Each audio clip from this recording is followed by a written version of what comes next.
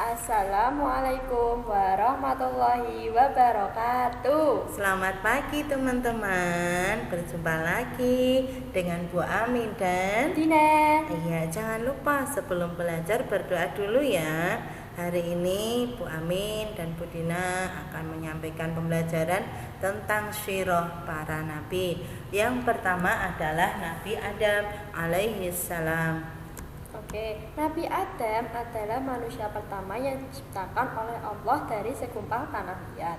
Allah memerintahkan kepada semua malaikat dan jin untuk bersujud kepada Nabi Adam. Tetapi iblis tidak mau mematuhi perintah Allah. Karena itulah iblis diusir dari surga. Allah menciptakan Hawa sebagai pasangan hidup Nabi Adam, yaitu diciptakan dari tulang rusuk Nabi Adam. Mereka bebas menikmati apa saja yang ada di surga, kecuali buah kulti. Semenjak diusir dari surga, iblis berusaha menggoda Nabi Adam dan Hawa. Iblis merayu mereka agar memetik buah kulti. Nabi Adam dan Hawa akhirnya melanggar perintah Allah Subhanahu wa Ta'ala. Karena terbujuk oleh rayuan iblis, akibatnya mereka diusir dari surga. Akhirnya Nabi Adam dan Hawa diturunkan ke bumi secara terpisah. Nabi Adam ada di Hindustan dan Hawa ada di Jeddah.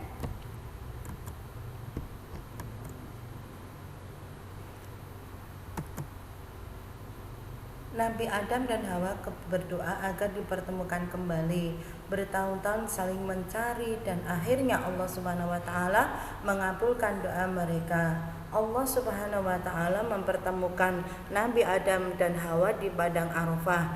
Nabi Adam dan Hawa membangun kehidupan yang baru di bumi dan tak henti-hentinya mereka berdoa dan selalu meminta perlindungan dari Allah Subhanahu wa Ta'ala supaya diampuni dosa yang telah dilakukan. Nabi Adam dikaruniai 40 anak. Setiap kali Hawa melahirkan selalu kembar laki-laki dan perempuan. Allah Subhanahu wa Ta'ala memerintahkan menikahkan anak-anak mereka. Namun Allah melarang menikahkan dengan sesama saudara kembarnya anak cucu Nabi Adam.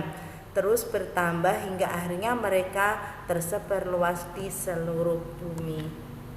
Mukjizat Nabi Adam yaitu yang pertama, sebagai khalifah pertama di bumi, mengenal berbagai nama benda dan makhluk di bumi, berusia sangat panjang yaitu 930 tahun, sangat tinggi yaitu 60 hasta atau 30 meter, dan memiliki anak yang berpasang-pasangan. Kisah yang kedua yaitu kisah Nabi Muhammad SAW. Nabi Muhammad SAW lahir dari pasangan Abdullah bin Abdul Muthalib dan Aminah binti Wahab. Nabi Muhammad dilahirkan di kota Mekah pada hari Senin tanggal 12 Rabiul Awal tahun Gajah atau bertepatan dengan 20 April tahun 571 Masehi. Ayah beliau meninggal ketika Nabi Muhammad dalam kandungan. Jadi Nabi telah yatim sebelum dilahirkan. Sesuai adat setempat, Nabi Muhammad dititipkan kepada Halimatus Sa'diyah untuk disusui bersama dengan putra-putra Halimah. Ketika Nabi berusia 6 tahun, ibunya bernama Aminah meninggal dunia. Nabi Muhammad akhirnya diasuh oleh kakeknya yang bernama Abdul Muthalib sampai usia 2 tahun. Kemudian sang kakek juga meninggal. Setelah itu Nabi Muhammad yang berusia 8 tahun ikut pamannya yang bernama Abu Thalib. Muhammad ikut mengembala hewan ternak dan berdagang bersama pamannya dan mengambil barang dagangannya dari seorang janda kaya raya yang bernama Siti Khadijah binti Khuwailid. Karena kejujurannya Nabi Muhammad dalam berdagang, akhirnya Siti Khadijah menjadi tertarik dan kemudian melamar Muhammad untuk dijadikan sebagai suami. Di sini perbedaan status dan sosial tidak menghentikan langkah untuk bersatu dalam ikatan pernikahan. Saat itu Nabi Muhammad berusia 25 tahun, sedangkan Siti Khadijah berusia 40 tahun.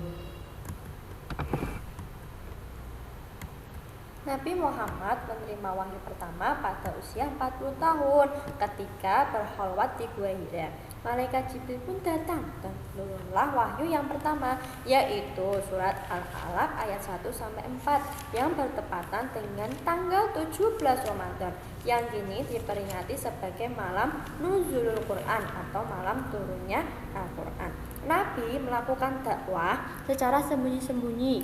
Orang yang pertama masuk Islam adalah istrinya Siti Khadijah, para sahabat Khulafaur Rasyidin. Setelah itu turunlah surat Al-Hijr ayat 94 yang memerintahkan Nabi untuk berdakwah secara terang-terangan.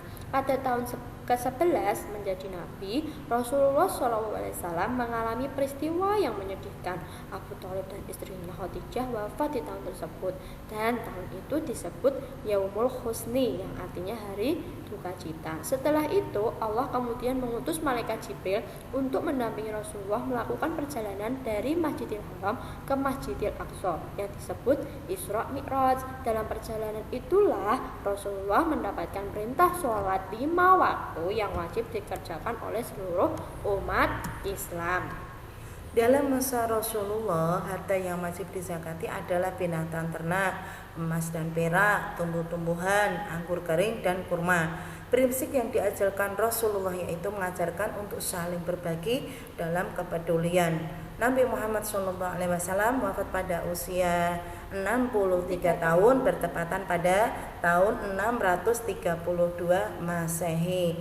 Peristiwa memalukan terjadi saat Abu Bakar sedang tidak berada di Madinah. Setelah mendengar kabar wafatnya Rasulullah, kemudian Abu Bakar langsung pergi ke rumah Aisyah dan Abu Bakar berkata, "Barang siapa menyembah Muhammad, maka sesungguhnya Muhammad telah mati, dan barang siapa menyembah Allah, maka sesungguhnya Allah senantiasa hidup, tidak akan pernah mati." Ini semua tercantum dalam surat Az-Zumar ayat 30 yang berbunyi, "Innaka mayyitun wa innahum mayyitun," yang artinya sesungguhnya kamu akan mati dan sesungguhnya kamu akan mati pula.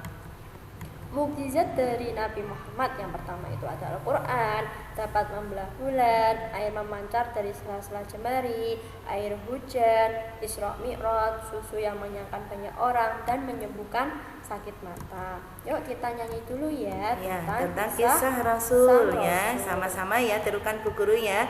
Abdullah nama ayahnya, Aminah ibundanya, Abdul Muthalib kakeknya, Abu Thalib pamannya, Khadijah istri setia, Fatimah putri tercinta. Semua bernasab mulia, dari Quraisy ternama. Inilah kisah sang Rasul yang penuh suka duka.